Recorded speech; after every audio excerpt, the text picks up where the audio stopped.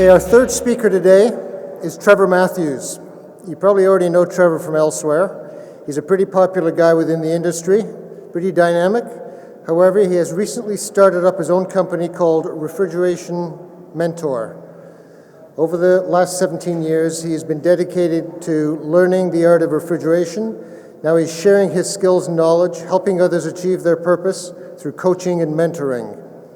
Today, Trevor will be discussing training, education, and mentorship within the HVAC industry. Please help me welcome Trevor to the stage.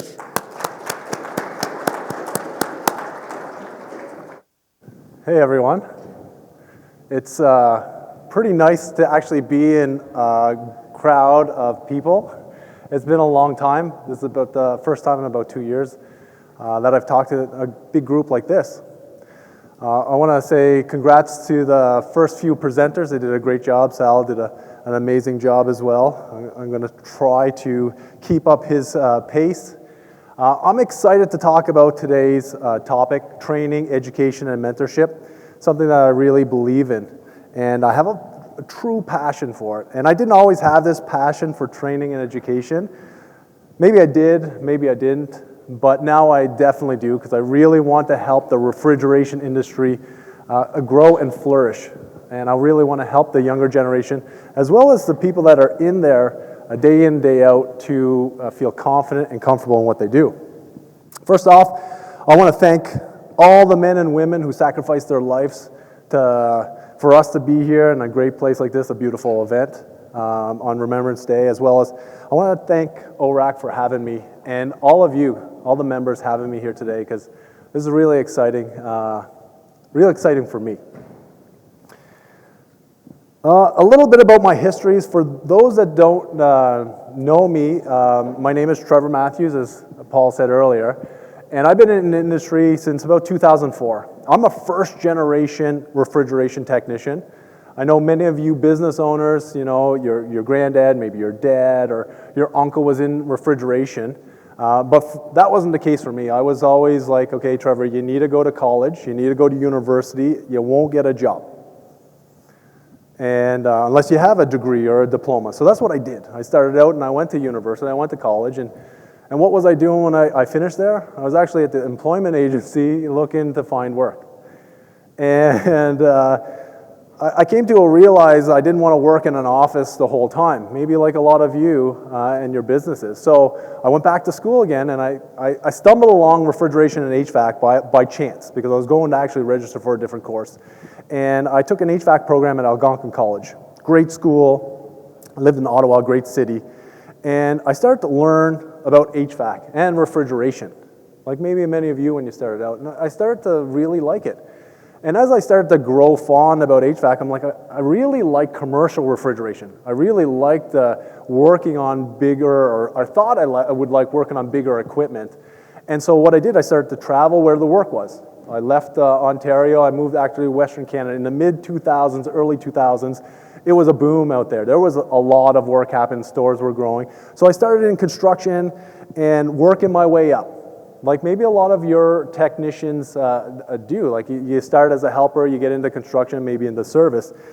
And that transition was very difficult for me. Going from working construction, so learning how to do construction job, installing many stores across the country, and making that step to a service role. So maybe as business owners, you may have seen this, where you have a guy or a technician really good on construction, then they want to get onto the service side, and that transition, because they're not an apprentice anymore, they're actually a journeyman, it can be a long transition. So I continued my training and development in the industry. As you can see, I'm a full gas license, and I really believe in personal development and education.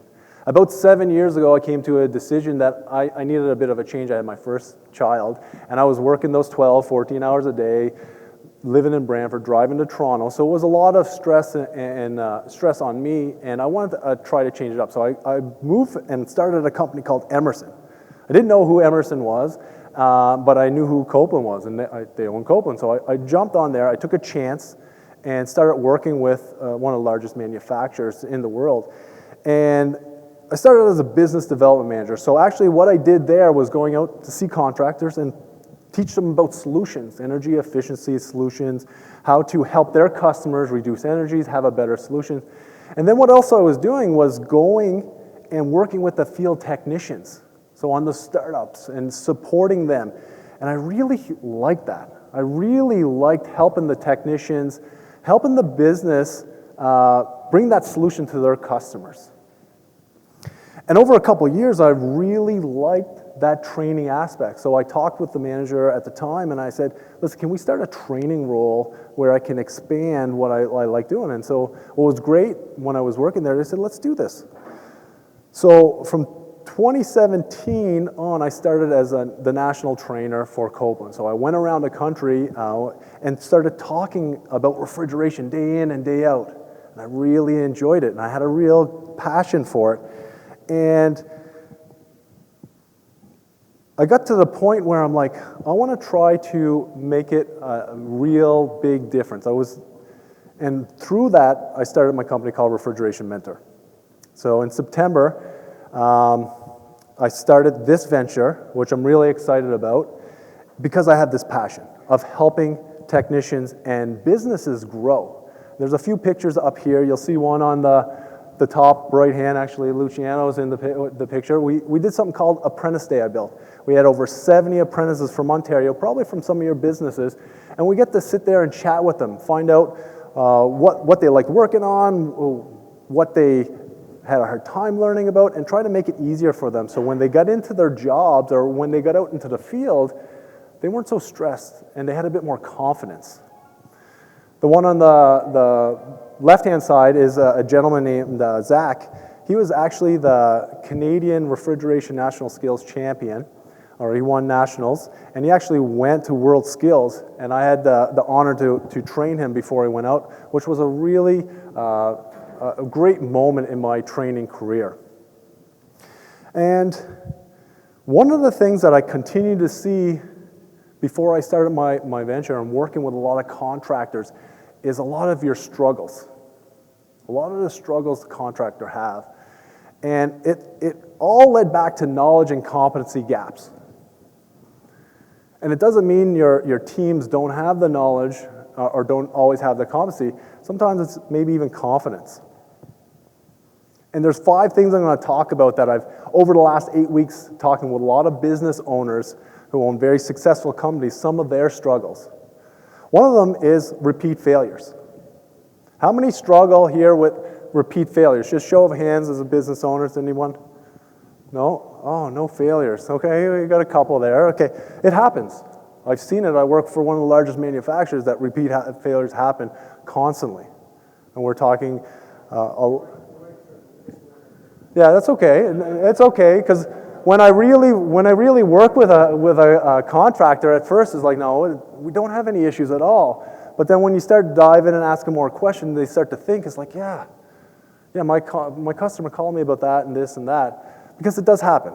And sometimes it happens by accident, and sometimes it happens by not having the proper knowledge in that support. Next is lack of efficiency. And I see this a lot. I've seen this a lot through experience, because my lack of efficiency when I was a technician, when I'd go up to a different piece of equipment that I've never seen before, and I would spend 20, 30 minutes, maybe a half an hour trying to figure out where I even find resources. And then spend another half an hour tinkering around trying to figure out what should I do. And then I make a phone call to a lead tech or a service manager. That trickles down through the organization. So now that I'm calling a lead tech or calling that service manager, it's taking them off their job. And these are metrics that not many contractors are looking at, because the day in, day out, they don't see a lot of this, and maybe some are, but I'm talking to a lot of contractors, and we don't really have a matrix for that when an apprentice calls up to a service manager and spends an hour on the phone with them, because that's a lot of wasted time when they don't have that knowledge of the things they're working on. Next is upset customers. And I have a lot of owners actually starting to open up a bit more about upset customers. 3 weeks ago, I talked with a large contractor, and they're like, Trevor, I have more and more customers call me and ask me, what is the root problem? What is the root cause of this issue in my refrigeration equipment? Why do you keep sending technicians week after week to work on the same piece of equipment and they can't tell me exactly what the issue is? Is this from a lack of knowledge or a lack of competency? But the business owners are starting to see this because it's affecting them because their customers are calling them about it. And one of the things that most contractors understand is that the technician is your brand. Your technicians are seeing your customers day in and day out. Yes, you have sales people that go out there. You as a business owner may go out and talk to your customers, but day in, day out, they're seeing your technicians who are your brands.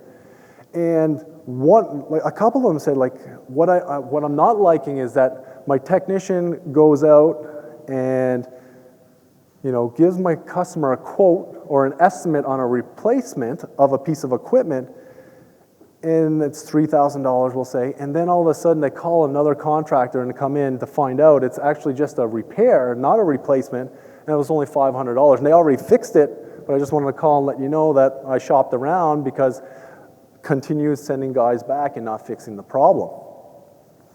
Next is new technologies, and I see this is happening very quickly in our industry. It's changing so fast. Everything has electronics, everything's proprietary, and the new technology just keeps coming. And I hear a lot of things, Trevor, well, my lead technicians or my experienced techs, they don't need any training.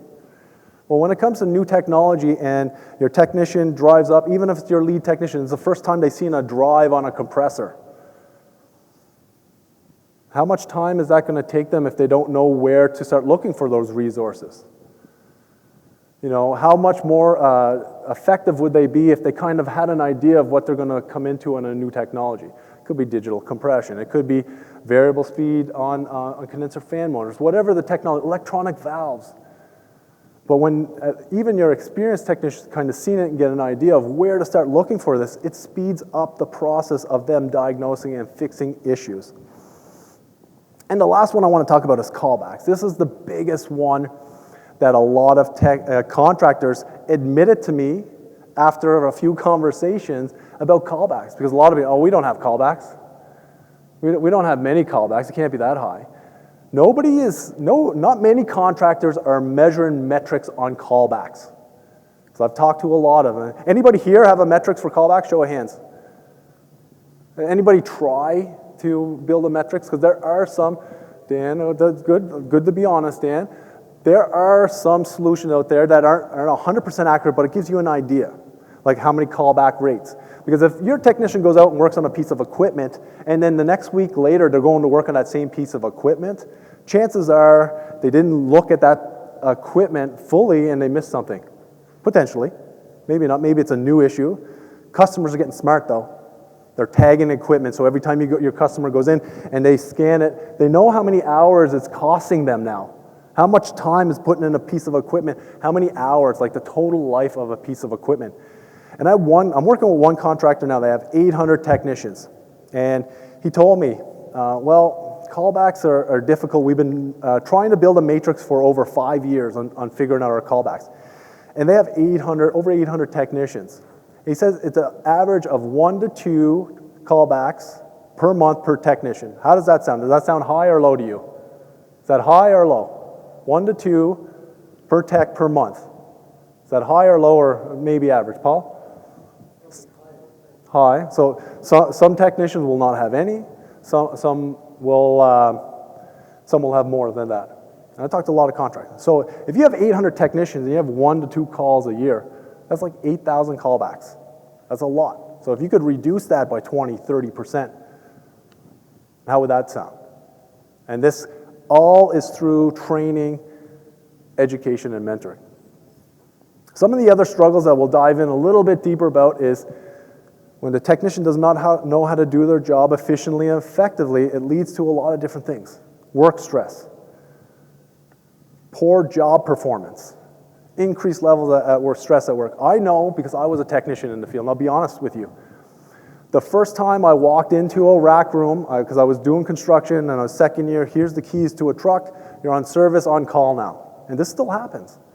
You know, I wasn't riding along with a journeyman for 4 or 5 years like that's the way apprenticeship is supposed to work, but we can't do it. And then I walk in at 2 o'clock in the morning into a rack room with multiple compressors that I could construct and build and install, but now there's nothing running.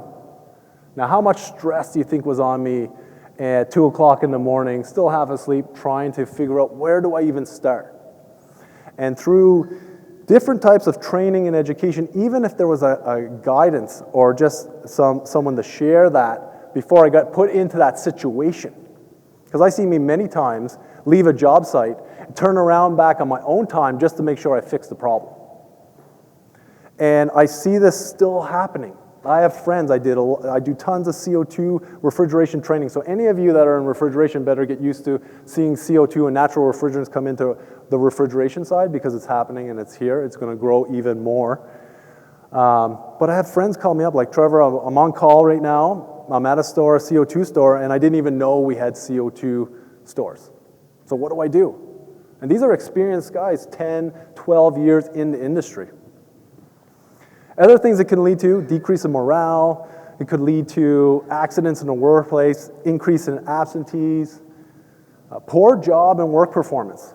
When you don't know how to do your job efficiently and effectively, it can lead to poor job performance. I know I feel more confident when I understand what I'm about to tackle. If I'm going into a job way to now, even up to 10 years in the industry, I had a lot to learn. I thought I knew a lot. 10 years doing refrigeration. I thought I was like above average, but now I realize I might have been an average, maybe even a little bit below average technician, because the stuff that I really dove in to spend that quality time learning and investing in myself and investing the time. I didn't really know what mentors were or coaches were until a couple of years ago, to be honest with you. I have 3 coaches right now because I know the value that they bring. And this is kind of what I want to bring to different organizations just like yourselves. Because I know when you can talk to someone and ask some questions and they can just give you some feedback. It means a lot sometimes. I've heard a lot of this. I was even told this, like, Trevor, you're gonna learn on the job. Learn on the job, that's the best way to learn on the job. Which, don't get me wrong, learning on the job is great, but how much is that costing you as a business owner when you send a technician out there to go learn on the job? Do you think it's high or low, learning on the job? How often does your business do this now? Do you know that you're sending technicians out there to learn on the job? Because it's happening. I'm talking to lots of technicians. I talk to thousands. I've trained thousands of technicians in person, tens of thousands virtually. And I keep continuing hearing the same thing. Trevor, I have not been trained on this stuff. I'm sent out. And even experienced guys, 10, 12 years. And like, I just learned by doing it. It took me a lot longer to learn. But I figured it out. How much is it costing you as a business owner when you're doing that? Okay, let's talk about how do we bridge this gap, this knowledge and competency gap. And it doesn't happen overnight, I'll tell you right now. But the first step, which I believe, is start to build a culture around training and education inside your organization. When you start to build a culture around it, you'll see different things happen. You see your technicians acquiring new skills. They'll start to learn different things that maybe they need to work on in the future. I have one contractor who had all their technicians who were multi-talented. They could go work on a rack, they could go work on a boiler, they could go work on a heat pump. But they were finding that, okay, this wasn't working. So they shifted over 12 years. They shifted to where they're segmented. Only these technicians work on HVAC equipment. Only these technicians working on refrigeration equipment. And now that they don't have an influx, we don't have a lot of people coming into our industry, a lot of new technicians, they're finding that they need to go back. They need to start training their technicians to be kind of a multi-skilled. Because now they're picking names. So they're like, okay, I got a call and I can't send Tim, I can't send Paul, I can't send Mike. I got to wait until Chris is ready to be able to go, because he's the only one that can work on chillers. He can't work on the heat pump, or the other guys can't work on chillers. And so this is what's affecting their business. And With training and education, if you set in the technician's mind that they can start thinking outside the box, they critically think on their own, and they can just have an idea and not a safety net, but just that confidence that they can work on other pieces of equipment, it makes it a lot easier for them. They perform better. I've seen this through my trainings over the years where I've had technicians come in and they're 12, 15 years more experienced in the field than I was, and they're like, well, my boss sent me here because somebody else couldn't make it, and they told me yesterday that I'm coming to the training, so I know lots about compressors, so I'll just see what you have to offer. Those are the technicians that came up after me and said, Trevor, thank you so much for this training. They were like, because I spent the last 6 years, I feel like I was pigeonholed for 6 years where I was doing things, but I forgot exactly how I should have been doing it. And it opened up my mind. Now I feel confident when I go out there to look at these different things to reduce those failures, to reduce those callbacks, to be able to talk confidently in front of the customer, to be able to tell them this is exactly what the issue was and why, and here's the different solutions that I can offer you. And then when you start investing in your technicians, they start investing in you. I've actually heard from a few people where they said, well, Trevor, if I train my technicians, they're going to leave. What happens if you don't train them? Right? When you start training your technicians, they want to invest into you because the other contractors are probably not doing it. And it's important to invest in your people because you want them to become leaders. You want them to be able to pass down that knowledge. And when you build a culture around training and you start showing them the opportunity that are inside your organization, they want to really give back as well. And is this going to be every technician? No, but when you start building a culture around it, you're going to see your company grow. Because I've seen this. I have a good friend out of Florida. I met him in 2015 at an education event. And he had a residential business. He had about 35 employees, just worked on heat pumps. He has over 220 employees now, and he works on chillers, commercial refrigeration, commercial HVAC. And he tells me it's all because of training, because I started investing in it. He's the owner of the company. He's the lead trainer, teaching his team how to do the things right. He says it's not always easy, but he says, you know what, Trevor, I'm teaching my technicians how to grow the ranks inside my organization. I don't have to go out now and hire a project manager. I am teaching them how to stay with my organization because as technicians get older, or as you know, as business owner, it's not always super easy on the body. Mid-30s, you start to see mid-30s and 40s, you see technicians starting to want to change what they do in the role. So when you start investing in a culture around training, you start to see your team develop. So I want to talk about learning programs and why it's important when you start to build a training culture, you understand the learning path for your technician. I believe this should be started at day one when you hire someone. You should be talking about their career path within inside your organization. Not just you start here and then you're going to become a journeyman. You should talk about their full career, what the potential could be. Being a service manager, being a sales, being a project manager, be in your role. Wouldn't that be nice if you have someone to do your job for you and you can just give advice as a business owner and not have to stress, and you can really be confident in the people that you train and bring them through the organization. So the learning program path I've learned from some of my coaches is something called Bloom's taxonomy. Anybody hear of Benjamin Bloom? No? Okay. So Benjamin Bloom in the mid-50s, he developed something, Bloom's taxonomy, which is an education hierarchy. It's a 6-step or 6-element hierarchy. And I used the first 3 in some of my trainings. It's knowledge. First step is knowledge. So this is really, information dump, I would say. Sharing information, sharing topics, and really getting the technician or the learner to understand and learn that information. Then you get into the comprehension. Step 2. This is number 2 in Benjamin Bloom's hierarchy. And the comprehension is having your technician be able to explain what they've learned, what they can troubleshoot, what they can install or commission. And this really goes back to even talking to your customer.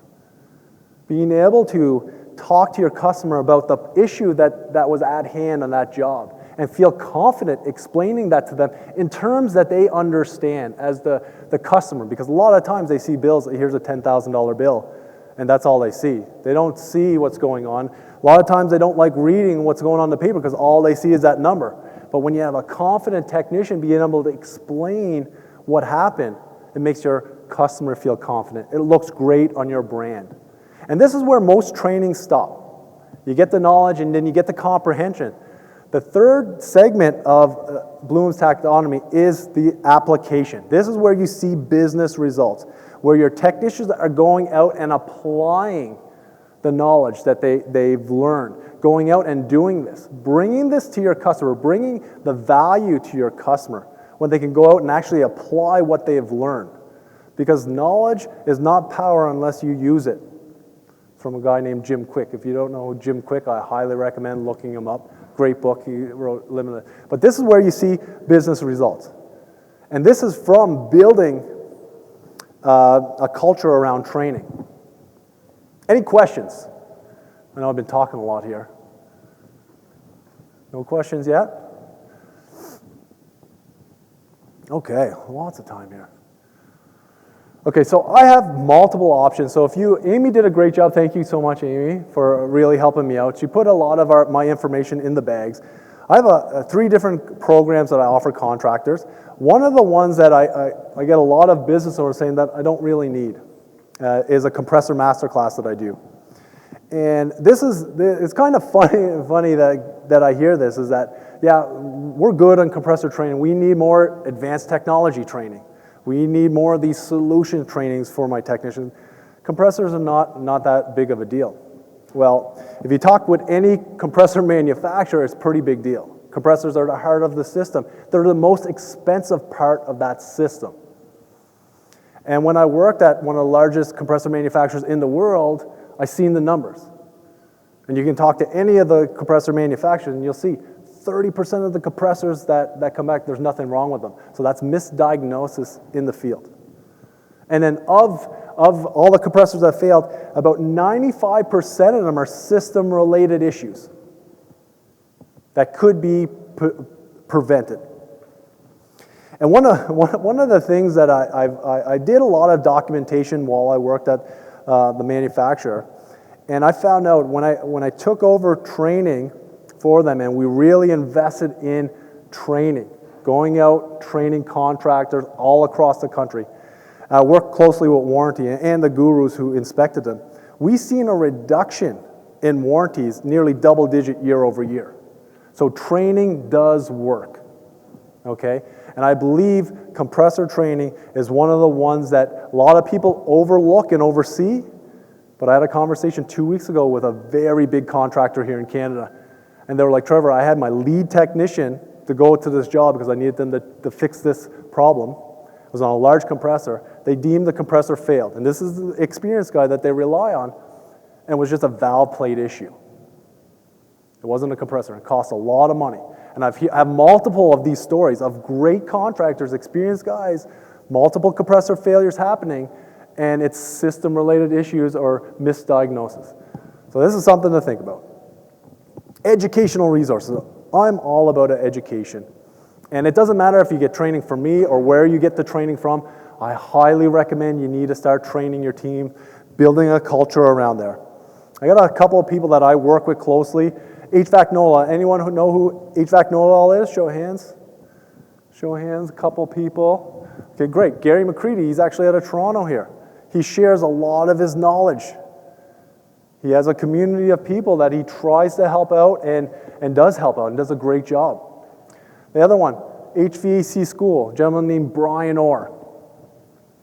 He's been about 6 years trying to change the industry, the way we train, talking about training, helping people. I've done over 20 podcasts, technical podcasts to help the industry out. Because what I'm seeing and what I'm hearing is that a lot of technicians want training, but they're not being offered it. And the trainings that they're being offered is not directly related to the job at hand that they want to do. And every organization is going to be different, right? How many companies in here have a training plan for your technician? Show of hands. 1, 2, 3. Got a training plan? Awesome. That's exactly what you need, because you need to start, like I said, from day one. So they understand where they're going. You need to put a picture in front of them to work towards. So great. HVAC videos. This gentleman's name's Chris Stevenson out of California, a good friend of mine, who once again is a business owner just like you, but just started training. And notice it was just training his technician, and he said, I need to help more people. He trains even competitors because he knows he wants to help the industry. So he has a ton of videos on YouTube. Go check him out and just learn. Commercial refrigeration, he'll go in and he'll show actually how to do a proper diagnostic, how to talk to a customer. Check these resources out. Share this with your team, your technician. The last one is called the Tool Shed. A couple friends of mine, Eddie McFarland, Jerry Rollins. So these guys are been in the industry for a long time, and they really believe in training and education. So what they've been doing they have 2 seasons now, it's kind of like toolbox talks. So this would be great for your service managers or operation manager sitting down with your team, could be a Zoom call, and they're 15 to 30 minutes. They'll talk about communication, they'll talk about mindset, they'll talk about burnout, they'll talk about different things to help your team grow together. And it's very important to do that. And what I just want is to let people know that it is important to train your team, because you will see improved business results when you have confident and competent workers. Okay, let's get back to the contractor struggles. I know there could be, these are the ones that I've wrote down here. What else? I want to ask you as a group, what other struggles do you have with your teams? If anyone's willing to share. Paul, do you have anything? Wanting to have training and paid for their time to sit there and listen. Okay, want to have training and be paid for their time. Okay, so that's a struggle because why? They're less engaged. Being paid anyway, so I'll stay there. Okay, so yes, you're going to get that. So all of a sudden you pay for them to go to a training, and they're just not engaged because it's not coming out of my pocket. Well, what can you do differently for that? Are they complaining about not being trained in the first place, though? Or are you just sending them to the... Okay. What could Paul do? What could Paul do, because he's seeing this? What could he potentially do? Anybody? What's that? Okay, he says that he's paying for training. The technicians are being paid for training. They're not engaged because they're not putting any skin in the game. So what could he do differently, maybe, to talk to his technicians to do something different? Go ahead.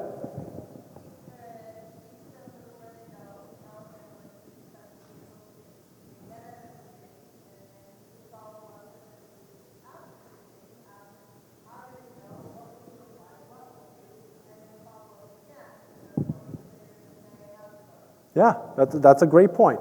So once again, it's a continuous learning. It's just not the one and done training. Because I had business owners lately say, Trevor, can you come and do all this in one day? I'm like, okay. I'm like, it's exactly what I said to my 1-year-old. Okay, it's Saturday, it's 8 in the morning. In the next 8 hours, you're going to be walking. Right? So it takes time. What else do you struggle with?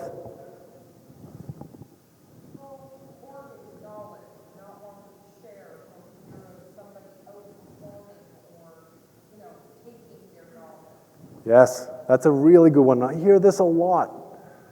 And one of the things is when you start building a culture around training and everybody's sharing their knowledge, they start to open up. And I've seen this because I've had companies say the same thing. I have these older guys that don't want to share their knowledge. I'm working with a company out in BC, said the same thing 5 years ago. And now he's developed a plan where those lead technicians 2 days a week are sharing their knowledge, because those guys are going to be retiring soon. And he's worked out a deal where, okay, you don't work on these days.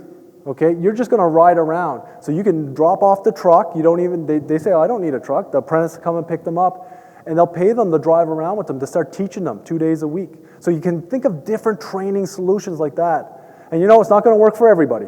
There's some people that's just not going to want to share their knowledge. But when you start investing and building cultures around this stuff, it starts to change the mindset inside your organization. When other technicians see lead technicians sharing their knowledge, they want to share too. Not every technician for sure is going to want to, because it isn't an investment, but this is how you work from day one with them. Any other struggles that you have?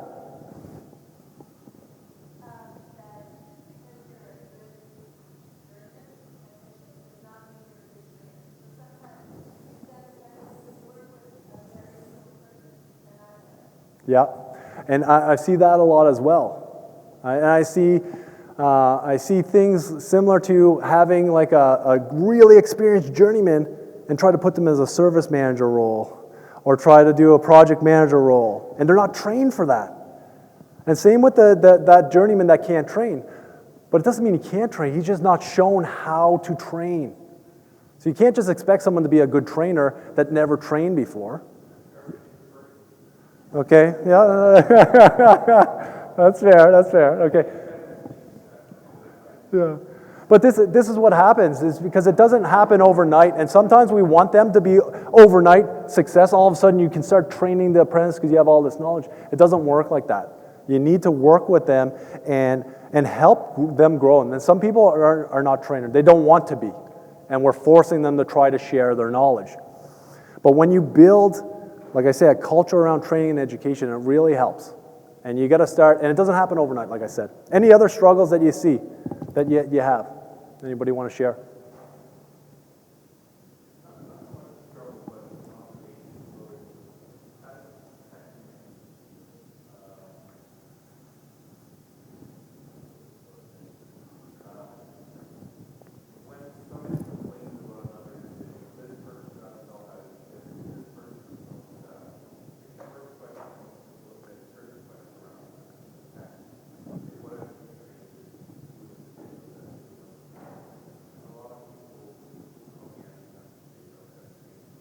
Yeah.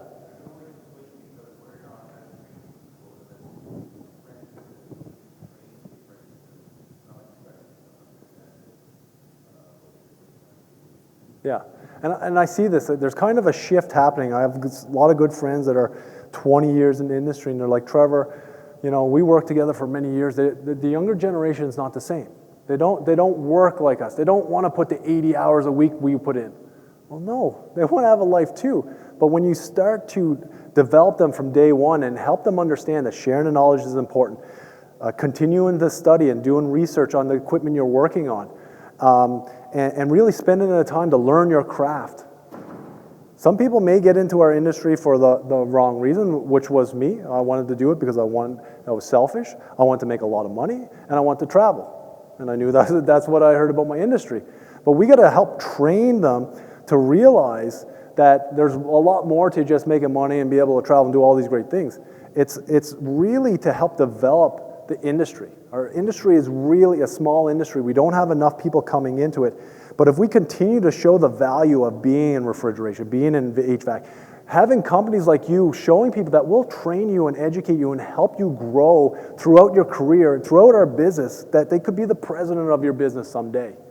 How many of you, talk to your technicians like that, And that's a whole different conversation on top. But this is what I work with the contractors on, is to help develop those internal people instead of trying to hire someone external.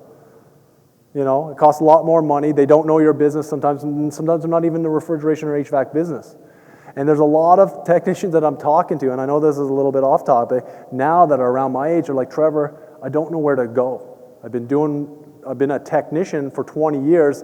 What do I do? I didn't have any training. I didn't have any real technical training. I learned on the job. And I didn't have any professional development training. So think about that. Think about how you can develop your team more than even just technical training.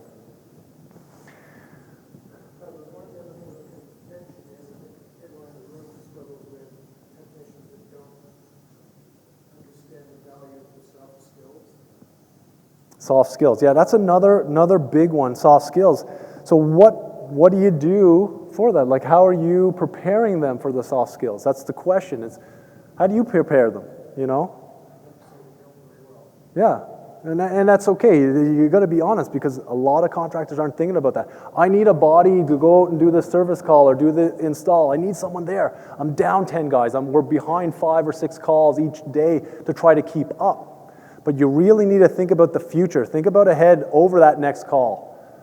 Because once again, these technicians are your brand. So when they start in your organization or when there's a new hire, what is your communication skills? Let's do some role playing. I do a lot of role playing in my training because it's important. It's very uncomfortable at first because I wasn't able to talk in front of a crowd like this 7 years ago. It's a skill that I've developed, and it's no different than your technician. They can develop these skills, the technical skills, the soft skills. But it just takes time, and it's a communication, a lot of communication. That's one thing that I don't see a lot of, is that communication with the technician. A lot of the time I see service managers, operation managers, their job is to put out fires. That's what I've been seeing over the last few years. Their job, they're not doing their job, and not because they don't want to do their job, they're just putting out fires because the technicians don't have that knowledge or that competency in what they're working on. Questions? I know I've been talking a lot here. What do you guys think about training? I know there are some people here that have training paths for their technician. Are those individualized, or are they everyone gets the same class? I think, to be honest, it's individualized, but there's a structure that you can build. A structure you can build that is individualized, but you don't have to, you know, I guess compartmentalized, but yeah, I would say individualized, because everybody's going to have a different learning. There's three ways we learn, you know, audio, visual, and kinesthetics. Because I used to always say, I'm a hands-on learner. I don't learn as well watching something or reading something. And maybe a lot of you have that. How many people think they're just a hands-on learner? See, I got some hands. Okay, what about, I'm a visual learner. How about, who's the visual learners in here? Not many. How about audio? Audio learners? None, okay. So the real answer is we learn all 3 ways. We learn by visual, we learn by audio, we learn by doing it. It's just, you're just more talented in one, and you can get better. Like personally, I'll tell you the truth, 2 years ago I didn't read books, 2.5 years ago. I read manuals, technical manuals. In the last 2 years, I've probably read over 30 or 40 books. You know, so I didn't think I could read. I didn't like reading, but now I really like reading. So you can change that mindset. And the same thing inside your organization is build a culture.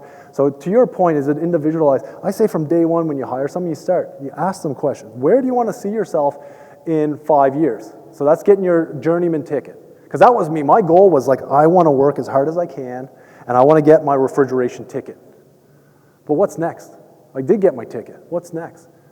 One of the things that I've been talking with a lot of industries here in Canada and associations is like, we need continued development education in refrigeration and HVAC. Because I've been in the trade since 2004. I do not have to do any more training after I got my red seal. There's nothing I have to do. There's no mandate that I have to go and do more training. Most professions out there, you have to go do training. You need extracurricular activity. And with the way technology changes today, professional development is so important. Yes, that technician been in the field for 10 years, but that's 10 years of, you know, not having to learn anything new. Do they learn stuff? 100% they learn stuff. I believe it should be mandatory in our industry that they have to go and take some training, personal development training, technical training, whatever it is, to catch up to the other industries. But yes, individualized training. Show them that path, build them a thing. Here, when you get your journeyman, then here's your next section. Okay, is it chillers they want to work on? Maybe try them there. Is it industrial HVAC? Whatever it is. But have a path for them. And every year, have someone talk to them about that training path. What have you learned this year? Like, how's it going? You know, I know we're getting busy in our lives and our day-to-day, and you want to grow your business. But you should have team inside there, some leaders to do this stuff. To talk with those technicians who are your brand. They are your brand. I'm telling you right now. And when your brand grows, you grow. When they succeed And their customers are talking about how awesome it was to have that technician here. Can you send that technician back again? So if I had this happen to me, and I've seen the differences. So when you have 10, 20, 30 of those technicians, 40, 50 of those technicians, how do you think your business is going to grow? Dan?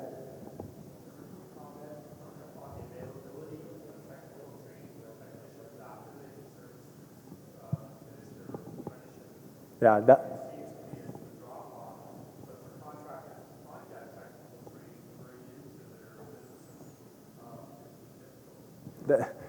and you hit the nail on the head there, Dan. That is one of the reasons why I started my business. There are trainings.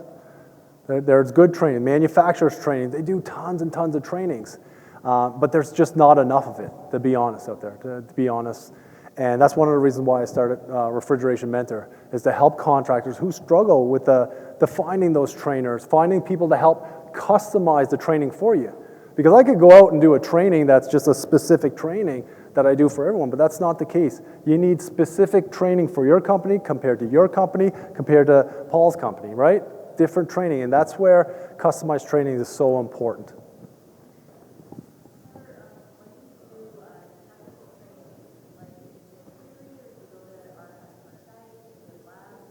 Okay, great. That's a great question. So right now, what I love doing is it's a blended learning, but I'm not at that point. The blended learning right now is way I develop mine is from the Bloom taxonomy I talked about, but it's a one-on-one training I start out with. So I start out and work with each one of your technicians who's in that program, small groups, and I talk to them and find out where they're strong, where they're weak, because a lot of times they're not going to talk to you about that.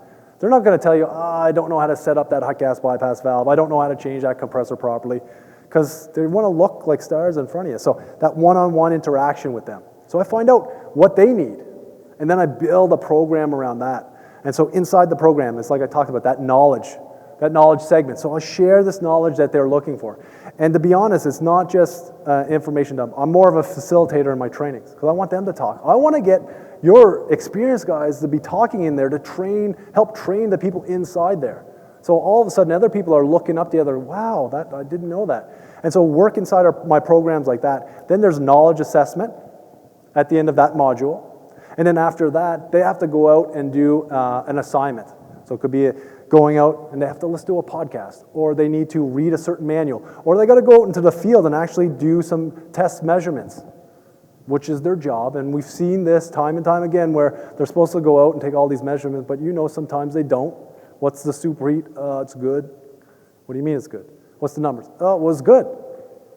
I've heard this hundreds of times. And so through the different six-week programs I do, I'm starting to do 8 weeks because people are asking for longer programs because they see the value in it.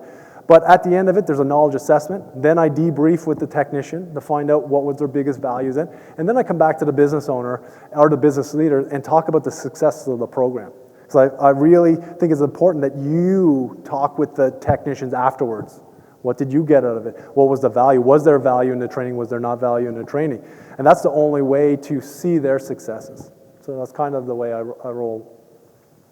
Any other questions?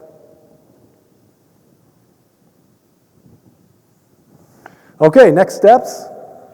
Next steps up to you.